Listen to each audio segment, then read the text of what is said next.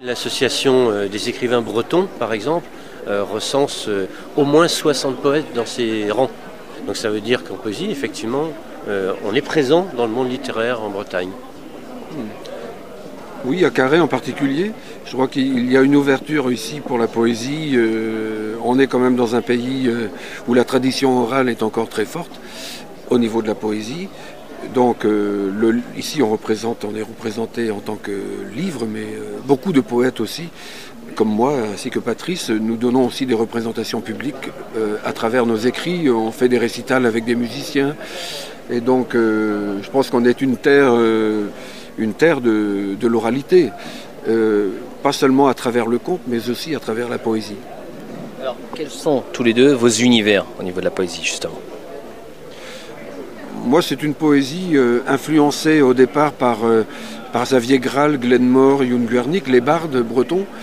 Et j'écris beaucoup autour de la nature, la place de l'homme dans la nature. C'est une poésie du réel, attachée aux éléments qui nous fouettent ici en Bretagne, le vent, les choses comme ça. Bon, c'est une poésie un peu sauvage, d'où les éditions sauvages d'ailleurs. Mais je crois qu'il y a ce côté sauvage, justement, dans le bon sens du terme, à travers ce que l'on peut ressentir à travers la nature, quoi. C'est une poésie, une poésie du réel, attachée à la nature, avec aussi peut-être des réflexions autour de choses comme l'écologie, des choses comme ça, quoi. Moi, je suis conscient que je suis très imbibé de la tradition celtique, parce que mes parents étaient bretons, fiers de l'être. Une grand-mère paternelle qui était militante bretonne, qui parlait couramment le breton, qui l'écrivait. Donc vous imaginez, au début du siècle, une femme qui était lavandière écrivait le breton, quoi.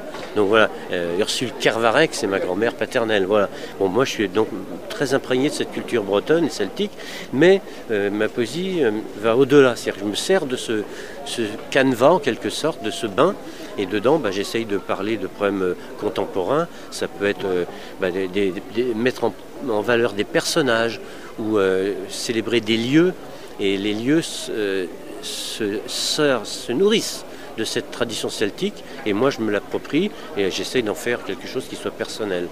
La ville est présente aussi dans votre poésie. La ville est présente dans ce recueil, Coin du monde, justement. J'évoque des lieux. Par exemple, il y a les docks du port de Lorient, parce que j'habite à Guidel, c'est près de Lorient.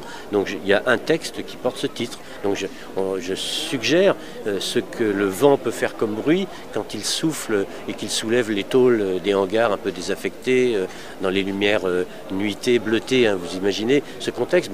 Je parle de ça. Mais je vais aussi parler d'un coin que j'aime bien, près de Douélan, un lieu où moi j'aime bien aller me ressourcer, parce que mon enfance elle est à Cloire-Carnoët.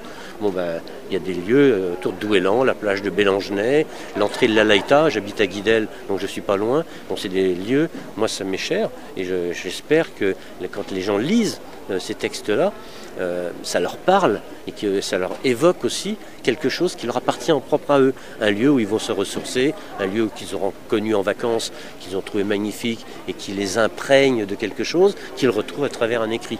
Et c'est pour moi la poésie d'aujourd'hui, contemporaine, comme dit Louis. On doit la communiquer aux gens, parce que l'oralité est importante, mais il faut aussi qu'on communique avec l'esprit et l'âme des gens, leur cœur, les toucher aux tripes, quoi, pour qu'un texte qu'on a écrit, ils se disent « Ah tiens, ça aurait pu être moi, parce que le lieu, ça me parle. » Voilà. Par contre, j'avais un truc à ajouter. C'est vrai que, comme Patrice, je travaille autour d'une poésie orale, purement orale, qui est faite pour être dite. Mais les influences, je parlais des influences de Glenmore, des bardes bretons. Moi, je suis influencé aussi par une poésie beaucoup plus universelle, entre autres la poésie de la Beat Generation. Jack Kerouac, Allen Ginsberg, William Burroughs, Ferlinghetti, Gregory Corso, des poètes américains, notamment de la Beat Generation, qui m'influencent beaucoup. Et j'apprécie par ailleurs aussi beaucoup les poètes du Moyen-Orient, les poètes arabes, Mahmoud Darwish, Abdelatif Labi, des poètes comme ça, la poésie même orientale, même japonaise ou chinoise, quoi. On part d'un terreau, la Bretagne, qui est ici notre racine, moi je dirais plutôt même notre rhizome, parce que le rhizome va dans plusieurs directions, la racine dans une seule. Évidemment, je crois qu'il n'y a pas plus breton que le breton qui s'exile.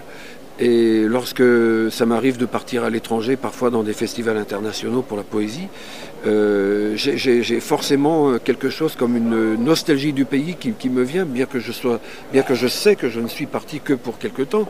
Mais je crois que les Bretons, j'imagine ce que ça doit être pour un Breton qui s'exile à l'étranger. C'est pourquoi on retrouve chez les Bretons exilés une grande fierté du pays, quoi, une grande fierté d'être breton quelque part, le besoin de s'accrocher à son histoire.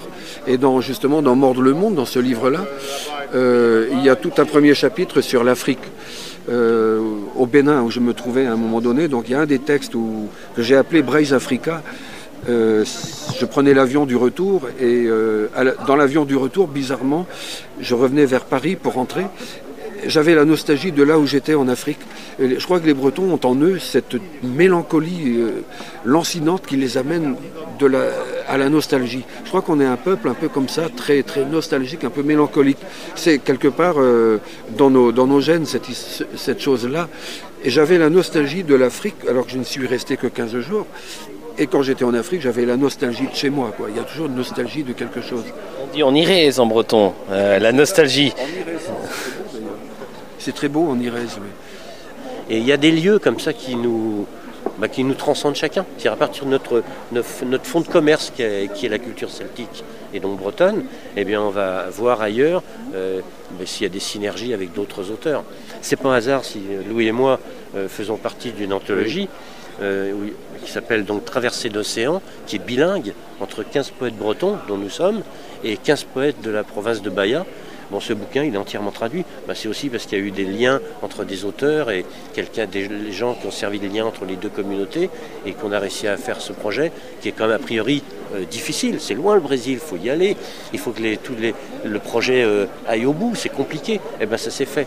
Donc les poètes sont capables peut-être de dépasser certaines difficultés liées à des contraintes d'argent et qu'on arrive à animer, à pousser quelque chose pour que des choses comme ça puissent se faire. Donc la Bretagne, culture celtique, voyage vers les autres et quelque part c'est le titre du coin du monde au singulier, c'est une volonté aussi que la poésie touche à l'universel.